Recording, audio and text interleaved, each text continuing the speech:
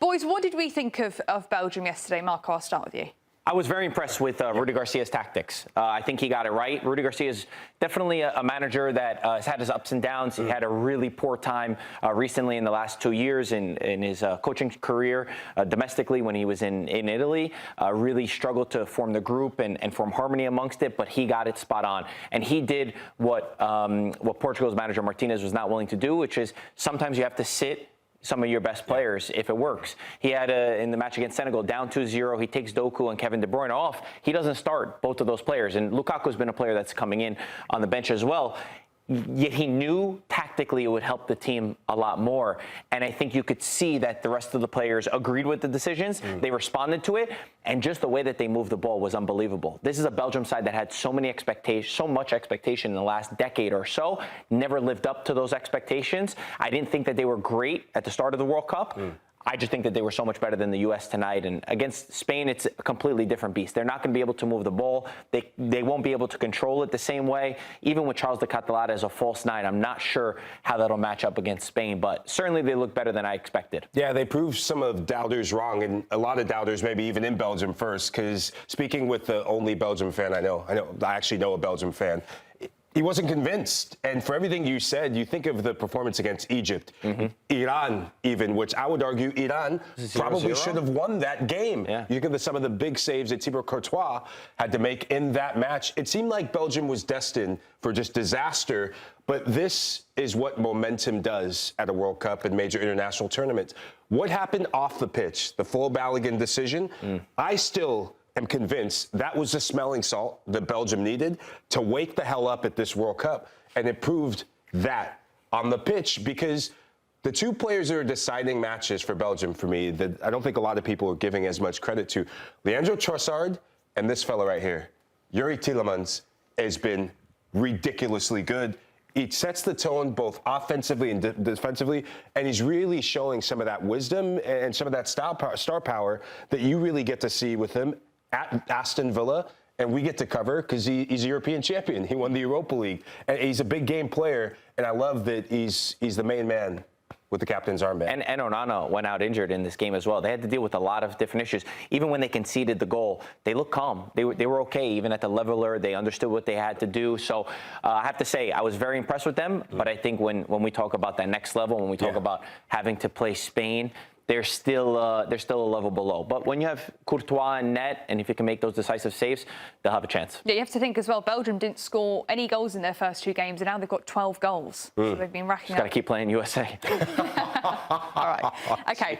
So big quarterfinal game against Spain. What are our storylines to watch, Marco? What's your one? Yeah, so I touched on it in the beginning. It's the respect that this man, Rudi Garcia, has gotten in the locker room, where you get the result in a completely dominant fashion. You're scoring more goals than you were scoring before because you made those decisions on what the starting 11 needed and who was important. Kevin De Bruyne is coming off of a dreadful season at Napoli, where he was playing in a more defensive formation.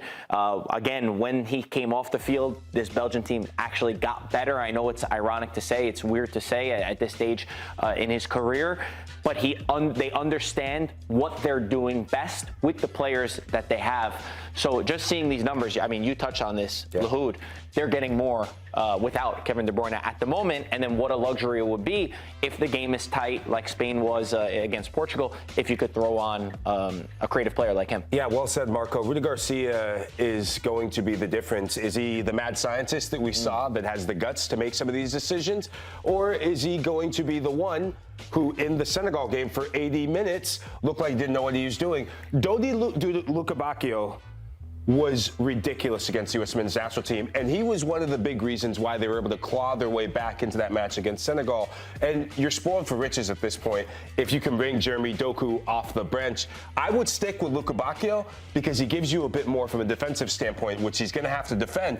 But what I saw from him, Jeremy Doku at times at this World Cup, it's almost as if he's gone back to the Jeremy Doku we saw at Rennes, the Jeremy Doku we saw when he first came to City, where every single time he picks up the ball, it's like he's trying to score. Football doesn't work that way at the World Cup. Lukebakio can do what Doku does, where he can beat 2 or 3 players in transition against Spain.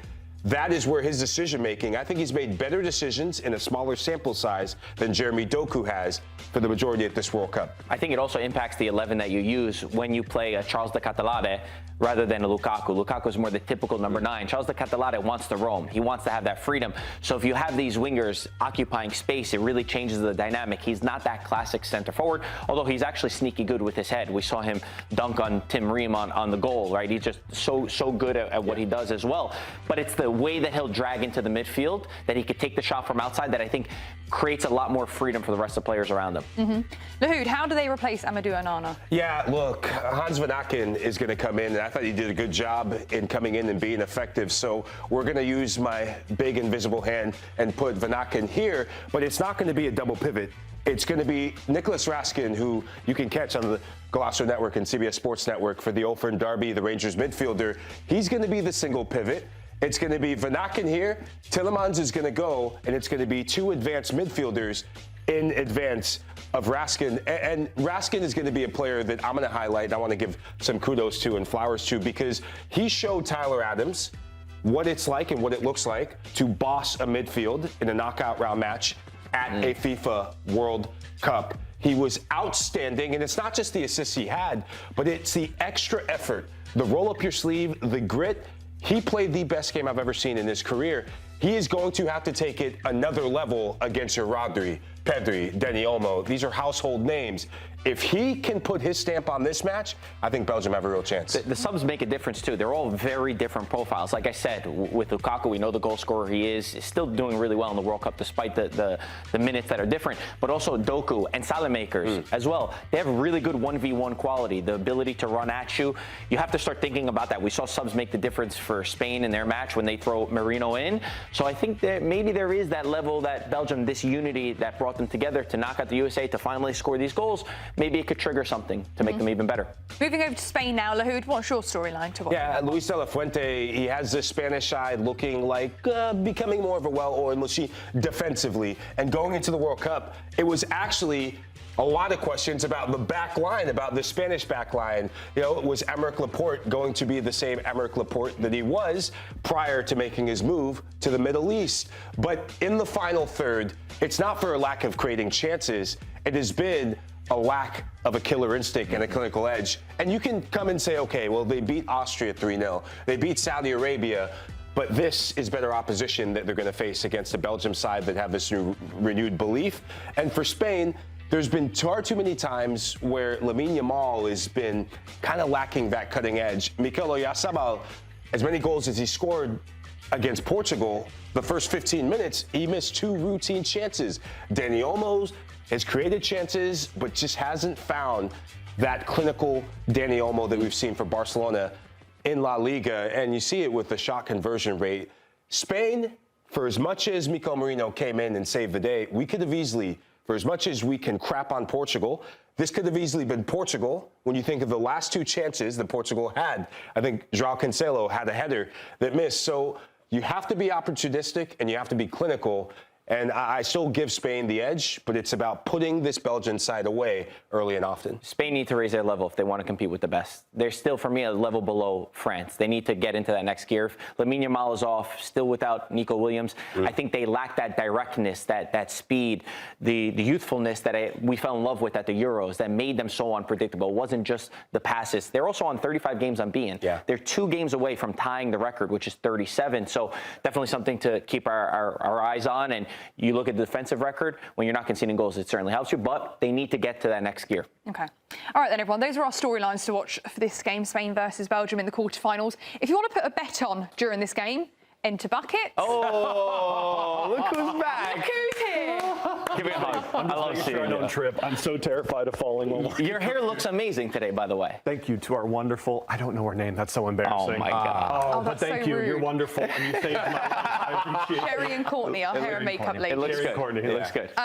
So you got some best bets for us then? I do. For this game, Spain and Belgium? For this game, yeah. Go ahead. Spain versus Belgium. From a betting perspective, this is a nightmare game to try to bet on, because when you want to make money on footy, you want consistency, and not just the Messi to score every single game no matter what consistency. You want teams that show up in the exact same fashion with that same level of intensity and drive. You want to see teams like Mexico, like Japan, these teams that are already out, but every single game for 90 minutes they gave their opponent hell no matter what. Spain versus Belgium, not really that same level of consistency. We haven't seen the same Spain show up for a single back-to-back match yet, and we haven't seen the same Belgium side score back-to-back yet. So it's kind of a tough one to bet on. I still have 2 bets for us. I'm going to give Oyarzabal another chance. I know that I had him to bet or score against Portugal. We didn't see that happen. We had the big missed chances. That's fine. You got to have a short memory in the betting space. You can't look at him now after one bad performance and say, I'm never betting on him again, because you will miss out on money for someone who is this good. And even with one game, he's consistent. He's a guy that's been showing up, and I'm going to trust him with my money. Bet number 2, bit of a weird one here. I'm not looking at this match specifically, but rather a future on Spain. Spain to advance in this match is currently minus 400. No value in that whatsoever. So I'm going to take Spain to be eliminated in the semifinals, because I don't believe that Spain are better than France or Morocco right now. So I don't care who they end up playing. I think they're going to lose. It's probably going to be France. But this is a way to get plus money without having to try to force something on a matchup that I think is going to be a really, really tricky one to try to predict. Is it still plus 120 because we're early enough? You think that'll change as we get closer? Like, you have to bet this now to get value? I don't think you got to bet it before the game. That's it. No, I think that the books are looking at either France or Morocco as being too tough for Spain to beat right now. So I don't think this line is going to move at all before kickoff. Buckets, I'm surprised. Looking at the individual matchups that we saw, we were giving Belgium praise because of what they've done in, a game and 10 plus minutes against Senegal, including extra time. But why no love for Lamine Yamal? I look at the odds, plus 140 anytime goal scorer. Not been great. Yeah, but Maxime de Kuiper. Yeah. Lamine Yamal, no love for the kids? It's a good matchup. You're betting on something you haven't seen yet, which is frustrating. And it's tough from the betting perspective to say, hey, I know this guy hasn't performed yet this World Cup, but this is the one he's going to do it. I want to see at least some kind of fight. I want to see some kind of drive. I'm aware of how good Lamine Yamal is, but I haven't seen it yet this World Cup. So I'm not going to risk it yet. I'm fine eating my words. He's probably going to get a hat trick now that I've said one bad thing about him. But I would rather go for the guy who has shown that, minus Portugal, he can score against anyone right now. Thanks for watching this video from Morning Footy. For all news and insights regarding leagues around the world like EFL, Serie, and all UEFA competitions, both men's and women's, don't forget to sign up for Paramount+.